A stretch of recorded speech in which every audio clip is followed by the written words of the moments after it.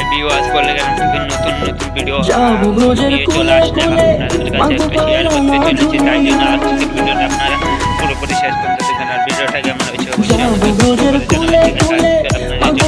বলে গেলাম টিভির আরো একটা নতুন ভিডিও নিয়ে চলে আসলে আপনারা পুরোপুরি শেষ করতে দেখবেন। আর ভিডিওটা কেমন হয়েছে অবশ্যই কমেন্ট করে জানাবেন। ভিডিওটা ভালো লাগে থাকে অবশ্যই লাইক শেয়ার করবেন।